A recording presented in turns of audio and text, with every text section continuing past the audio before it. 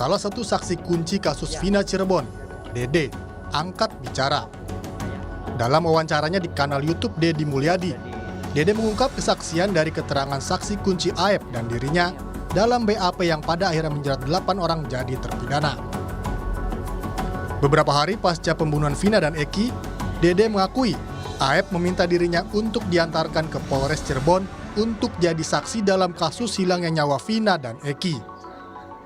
Saat itu Aep meminta dirinya untuk turut pula bersaksi. Setelah dia diantar ke Polres, terus apa yang dilakukan? Ya, saya tanya mau ngapain ke sini? Ini buat jadi saksi apa kata saya. Saksi itu kejadian yang meninggal anaknya Pak Rudiana kata saya. Nah, saya bilang sama kan kita nggak tahu apa-apa kata saya. Kenapa jadi saksi? Udah ntar ikutin. Dede juga mengakui bahwa keterangan yang diberikan saat proses BAP tidaklah benar. Ia mengaku kesaksiannya tersebut telah diarahkan lebih dahulu oleh Aep dan Rudiana. Setelah masuk ke ruangan? Di BAP Pak. Tapi kan sebelum masuk ke ruangan kan dibilang dulu Pak, kamu bilang aja lagi nongkrong di warung, ada orang nongkrong segerombolan anak-anak, melempar batu, bawa bambu, nah, terus sama pengajaran itu udah diomongin dari luar dulu Pak. Siapa yang ngomongin itu? Ya yang ngomongin itu kan pertama Aep ngasih tahu Pak. Oh, yang ngarahin bahwa kamu menyaksikan ada anak-anak melakukan pelemparan, kemudian pakai batu, bawa bambu. Nah, yang ngarahin pertama itu siapa? Aep sama Rudiana ngasih tahu ke saya Pak. Dua-duanya. Pengakuan Dede memang masih harus diuji. Namun jika keterangan Dede itu benar adanya, tentu bisa membuka babak baru. Terbuka tabir misteri kematian Vina dan Eki yang terjadi 8 tahun lalu. Dan di sisi lain, keterangan Dede bisa jadi bukti baru di tengah upaya para terpidana yang sedang mengajukan peninjauan kembali. Tim Liputan Kompas TV.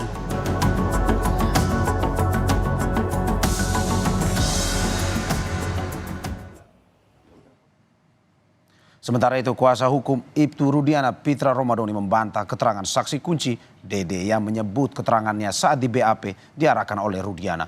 Pitra mengatakan keterangan Dede tidak benar dan fitnah. Keterangan yang disampaikan oleh Dede terhadap klien kami, Bapak Ibtu Rudiana, adalah hoax dan tidak benar. Dan kami pastikan keterangan yang disampaikan saudara Dede ini yang menyatakan ia disuruh oleh Ibtu Rudiana untuk memberikan keterangan tidak benar, itu adalah keterangan yang tidak benar dan fitnah terhadap diri Bapak Ibtu Rudiana.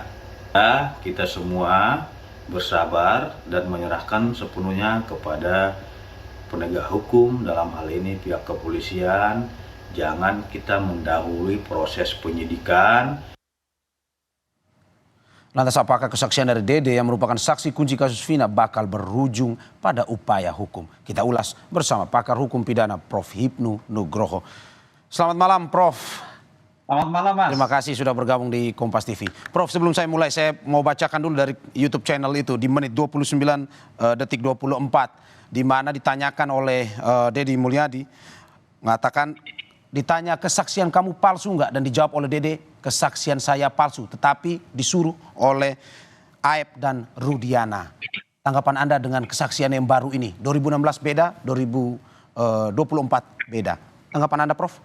Ya, kesaksian palsu itu adalah suatu keterangan yang di bawah sumpah di persidangan tidak seperti keadaan yang sepertinya.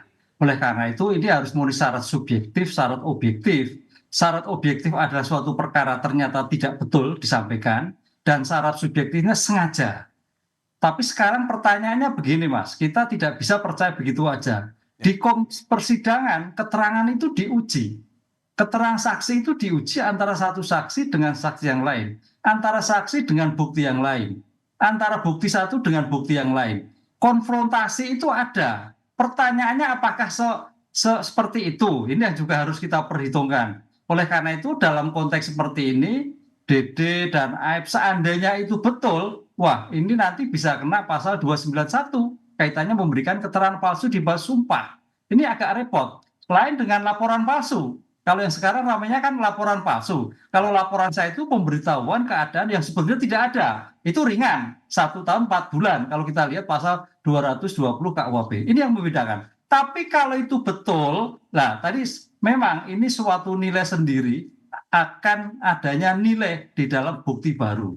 Tapi menurut saya kok tidak semudah itu ya. Karena walaupun 2016 saya kira persidangannya juga cukup ketat, menilai bukti juga demikian ketat, konfrontasi bukti juga demikian, ya. Tapi coba kita lihat ya, kita lihat objektif karena persidangan itu juga persidangan yang cukup serius ya, hakimnya juga hakim majelis kan 3 kan, apa semudah itu Mas? Ini yang kita perdebatkan, mudah-mudahan ada klarifikasi nantinya. Atau memang kalau betul ada nilai tersendiri begitu. Oke, Prof, tapi kan ini kesaksian di luar BAP, di luar proses hukum, dalam arti menyampaikan ke media sosial, menyampaikan melalui media sosial. Apakah memang bisa digunakan kesaksian seperti ini, Prof? Ya, kesaksian yang seperti itu memang tidak bisa digunakan kan. Itu kepada pernyataan pribadi kan. Pernyataan pribadi. Oleh karena itu dalam hal ini masih diuji kembali. Tapi kalau itu memang betul nanti sampaikan salah, keliru, itu ada pihak yang dirugikan pasti akan melaporkan bahwa keterangan yang disampaikan keterangan palsu. Ini sudah ancaman tersendiri Mas. Jadi Mas Dede Aib itu sudah bagian dari memang memberikan jalan yang terbaik demi terbukanya kasus ini, tapi paling tidak berisiko bagi dia sendiri karena apa yang diberikan keliru. Kan gitu loh. Prof, apakah memang dengan kesaksian ini bisa dimanfaatkan oleh para terpidana dalam arti mungkin saja untuk meringankan pidana mereka atau bagaimana, Prof? Karena memang ini sebuah kesaksian yang baru yang kalau kita bisa lihat bahwa ini justru meringankan para pidana. Ya, kesaksian baru itu kalau kita lihat adalah bukti langsung. Bukti yang ditemukan di dalam suatu persidangan awal ketika itu dilakukan menjadikan putusan bebas. Ini kan baru kesaksian. Baru akan bernilai apabila keterangan tersebut dikonfrontasi, dibuktikan dengan bukti-bukti yang lain. Itu Mas. Jadi tidak bisa berdiri. Suatu kesaksian itu tidak bisa berdiri sendiri. Kesaksian harus didukung dengan bukti lain ataupun saksi lain. Jadi kalau itu nanti sebagai dasar novum, sakatata, itu suatu menarik, tapi harus didukung bukti-bukti yang lain. Tidak bisa pengakuan tersendiri jadikan bukti, tidak bisa. Oke, Prof, apakah dengan kesaksian ini perlu ada persidangan baru atau cukup di peninjauan kembali atau di PK? Ya, karena ini sebagai bentuk PK, di PK tersendiri, kan gitu. Tapi kalau persidangan baru adalah terkait laporan keterangan palsu tadi. Nah itu baru terhadap yang memberikan keterangan ternyata tidak betul. Itu suatu yang tersendiri nantinya. Jadi tampaknya memang perkara ini jadi lari kemana-mana Mas, kalau nanti diikuti masing-masing pihak itu. Oke, Prof, kalau kita berbicara soal ini, bagaimana pada akhirnya polisi mencari tahu kebenaran dari kesaksian ini? Karena muncul banyak kesaksian-kesaksian dan akhirnya muncul yang terbaru ini adalah Dede. Nah, bagaimana akhirnya polisi ini mencari tahu kesaksian ini apakah betul atau tidak dan bisa dipakai untuk di pengadilan nanti? Ya, semuanya bisa dipakai apabila didukung dengan bukti-bukti yang akurat. Apa itu bukti yang akurat? Adalah saintifik. Sekarang kalau bukti saintifiknya tidak kuat, makanya keterangan itu saya kira belum kuat juga. Saintifik itulah yang harus dilakukan untuk menangkal keterangan yang digal. Atau juga untuk meluruskan apabila keterangan itu betul. Disinilah bukti-bukti akurat saintifik sangat ditentukan. Sepanjang itu agak sulit. Masing-masing saksi akan memberikan keterangan dengan versinya sendiri-sendiri, dengan situasi keadaannya sendiri-sendiri, Mas. Ini yang saya kira Polda Jawa Barat harus betul-betul menguji dengan adanya saintifik itu, kaitannya CCTV, kaitannya HP, dan sebagainya, untuk membuktikan bahwa keterangan-keterangan yang sampai diberikan itu ada betulnya, dan juga mungkin ada tidaknya, karena berdasarkan bukti tadi. Begitu. Oke, Prof, ini dari si Dede-nya sendiri, Prof. Apakah mungkin bisa Dede ini dengan kesaksian yang baru, ini bisa dijadikan justice collaborator atau JC? Nah, itu lain lagi. Nah, ini saya kira sebagai hal yang baru, Mas. Jadi kalau memang itu betul apa yang disampaikan, dia mempunyai bukti yang bisa mengkorelasikan, bisa masuk sebagai justice kolaborasi. Artinya membantu mengungkapkan suatu perkara. Ini saya kira banyak versi, bisa membantu, bisa membuka, tapi juga bisa menjadi permasalahan sendiri bagi yang menyampaikan tadi. Ini yang harus kita perdebatkan dalam segi ilmu hukum yang masing-masing pihak ketika tidak terima apa yang disampaikan di dalam suatu persidangan. Ya, Prof, kalau melihat ini seperti kesaksian Dede tadi, dia mengatakan bahwa dia diminta, bukan dalam arti bahwa dia melakukan itu sendiri. diminta oleh dalam kesaksiannya Aib dan juga Ibtu Rudiana untuk bersaksi seperti ini. Apakah mungkin bisa meringankan dia? Dalam arti bahwa tadi kita sudah singgung terkait dengan kesaksian palsu. Agak sulit ya, agak sulit karena diberikan ini di luar persidangan. Harusnya disampaikan dalam satu persidangan. Oleh karena itu sebetulnya keterangan-keterangan yang disampaikan sekarang itu blunder semua, Mas. Blunder bagi yang menyampaikan, tapi juga blunder bagi penegakan hukum yang lain. Karena apa? Harus mendukung, harus mencari bukti yang disampaikan oleh Aib dan Dede ini sejauh mana kebenaran dari bukti-bukti yang dilakukan. Makanya di sini saya melihat tadi sudah ada pendamping dari Ibtu Rudiana. Itu suatu menarik, penyeimbang. Jadi bukti-bukti yang dilakukan betul atau tidak, sesuai atau tidak, bernilai atau tidak, ini yang seimbang. Karena kemarin kan tidak ada kuasa dari Ibtu Rudiana, sekarang sudah. Ini saya kira suatu objektivitas dalam suatu penanganan perkara. Jadi perkara yang dilakukan sekarang itu bernilai atau tidak tergantung pada suatu pembuktian. Karena rasnya sekarang itu sekarang sebetulnya kita tidak bisa hanya berdasarkan bukti-bukti saksi, bukti-bukti testimoni, tapi bukti-bukti saintifik. Bukti-bukti saintifik yang ditemukan itulah yang akan membuka, yang didukung dengan bukti yang lain. Sepanjang itu tidak dilakukan, Mas, ya buktinya ngalor ngidul semua nanti.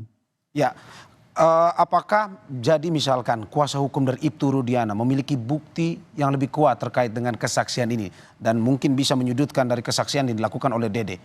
Apa yang mungkin akan terjadi nanti, Prof? Ya, itu kan bisa disadikan dengan bukti-bukti yang lain. Kan dengan keterangan-keterangan yang lain. Makanya di sini saya kira suatu seimbang sekali antara bukti-bukti penasihat hukum itu dan penguasa dari Dedi. Nanti akan imbang. Dari Rudiana berdasarkan bukti-bukti yang disampaikan oleh Polda, dari Dede disampaikan adalah keterangan yang dia ketika 8 tahun yang lalu. Ini suatu yang menarik. Oleh market itu, mana yang benar? Ya, nanti di persidangan. Mana yang benar? Apabila ada korelasi. Mana yang benar? Apabila ada suatu interaksi antara bukti satu dan bukti yang lain. Sepanjang terpisah, tidak mempunyai kualifikasi bukti. Karena dalam asas hukum adalah testimoni dari keterangan dari orang lain, bukan mempunyai suatu bukti yang tunggal. Oke, Prof, penegasan terakhir, Prof. Berarti menurut Prof, kesaksian dari Dede ini tidak terlalu kuat atau tidak terlalu cukup buktinya? Ya, masih perlu dukungan bukti yang kuat. Karena baru keterangan saksi, baru keterangan sepihak. Karena dalam suatu keterangan saksi apalagi disampaikan di suatu persidangan, saya kira hakim akan melihat korelasi antara saksi Dede dengan saksi yang lain. Dan saksi, dukungan bukti yang kuat, Prof, seperti apa, Prof? Ya, bukti disampaikan di persidangan. Kan kita lihat alat bukti itu kan ada keterangan saksi, keterangan ahli, surat petunjuk. Barang bukti yang ditemukan ketika itu dalam suatu persidangan, bernilai atau tidak, itu kembali pada 184 KUHP, jenis-jenis alat bukti yang mendukung dari keterangan saksi yang ada. Ini yang saya kira harus di-compare dengan pembuktian sehingga kualifikasi bukti itu bernilai dan tidak bernilai. Oke, Prof, kesaksian makin muncul, kesaksian demi kesaksian, dan kita ikutin terus kasus ini dan kita harapkan memang seterang-terangnya akhirnya terbuka terkait dengan kasus Vina dan Eki ini. Terima kasih Prof Ibnu Nugroho sudah bergabung dengan Kompas TV.